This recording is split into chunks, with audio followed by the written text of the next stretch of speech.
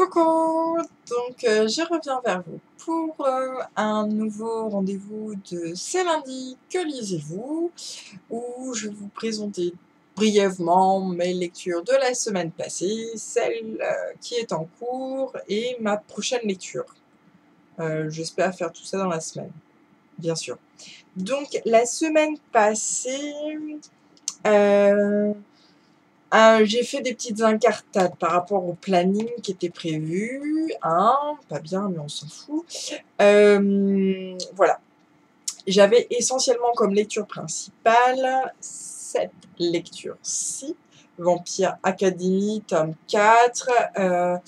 Je vais me répéter par rapport à la petite book review que je viens de faire dessus. C'est le meilleur, c'est le sublimissime, c'est celui qui compile tout ce que j'ai aimé dans les 3 tomes précédents, du début jusqu'à la fin, peut-être un léger défaut de rythme, mais franchement,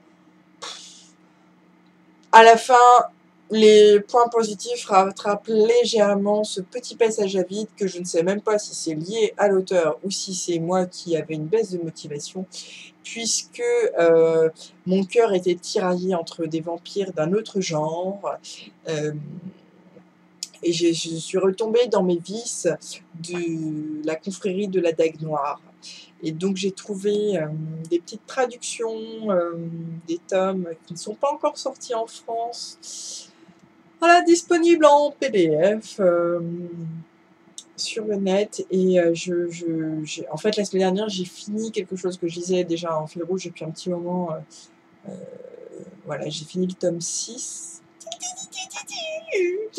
sur Fury et j'ai dû me faire du coup... en fait, l'auteur, je vous l'apprends peut-être, a créé un petit spin-off entre Fury et Bella, le magnifique vampire du tome 3, l'amant furieux. Non, c'est pas entre Fury et Bella, c'est entre Zadiste et Bella. Donc voilà. Donc la nouvelle se situe entre le tome 6 et le tome 7. C'est intitulé Novel 6.5. Et il n'y a pas du tout de spoiler. Donc je pense que quand je vais faire mon avis, je vais mettre le lien pour ceux qui voudraient télécharger. Ouais, je pense que je vais faire ça. Et donc en fait, alors ça va être pour tous ceux qui sont fans de Zadiste et qui en redemandent. Ça se situe, voilà, on est à la fin de la grossesse de Bella. Et voilà, et le bébé vient au monde. Et pour Zadiste, il y a beaucoup de choses qui reviennent dont il pensait s'être libéré, entre guillemets, en partageant sa vie et en s'unissant à Bella. Et là, les anciens démons redeviennent de plus en plus forts que jamais. On retrouve une atmosphère qu'il pouvait y avoir au tout début du tome 3. Et il faut recommencer, il faut reconstruire, et Bella s'acharne à tout ça. Voilà, on a un petit aperçu sur les autres guerriers, où est-ce qu'ils en sont, mais c'est vraiment sans spoiler qui pourrait vous flinguer la découverte du tome 4. Non, c'est vraiment, je vous le donne en toute confiance. Donc voilà, voilà.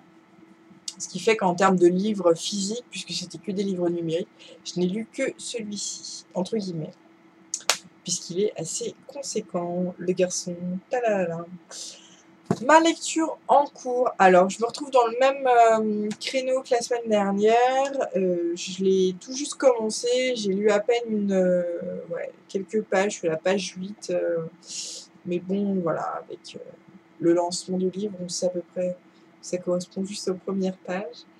Donc voilà, je commence le tome 1 de la série Le Protectorat de l'Ombrelle, qui s'intitule Sans âme, de Gail Carringer. Et donc c'est édité chez Orbit. Ce petit logo tout marrant que j'adore. Je découvre du coup une toute autre écriture avec... alors je pense que je ne suis pas au bout de mes surprises. mais une écriture délicate, ciselée, un vocabulaire parfois surprenant et en même temps extrêmement sarcastique. J'ai l'impression que, voilà, tout va être dans la précision et avec beaucoup de délicatesse et d'intelligence. J'ai l'impression que ça va être une écriture très fine et très pointue.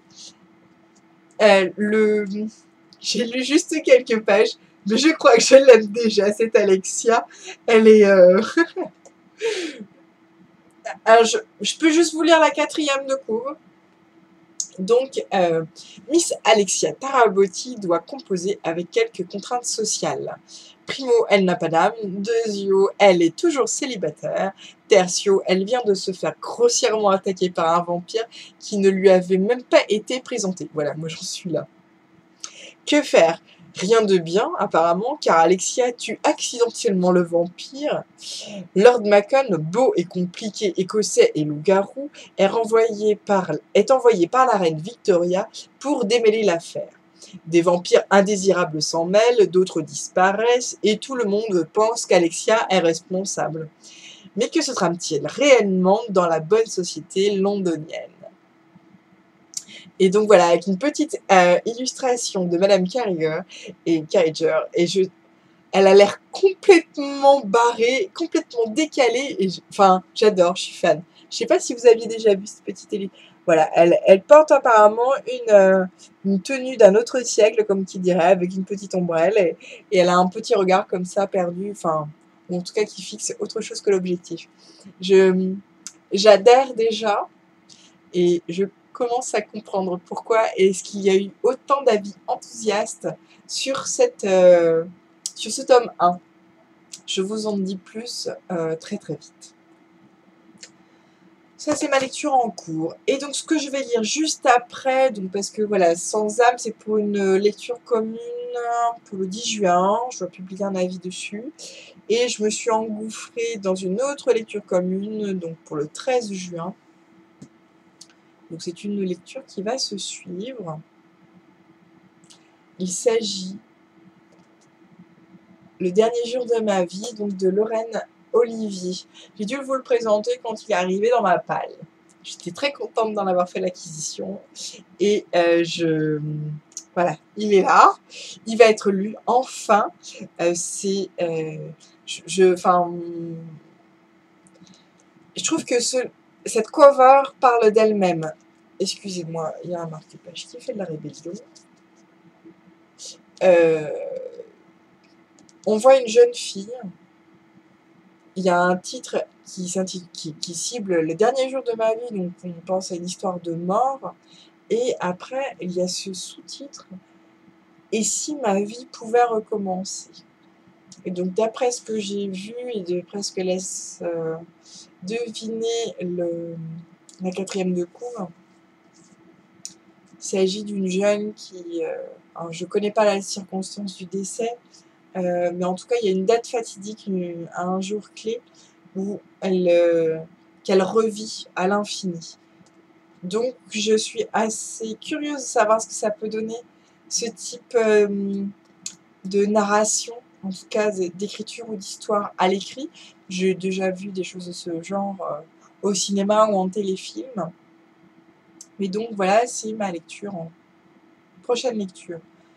Et je suis toujours avec la confrérie de la Dague Noire en parallèle. Oui, je lis le tome 7, bien sûr, tout à fait.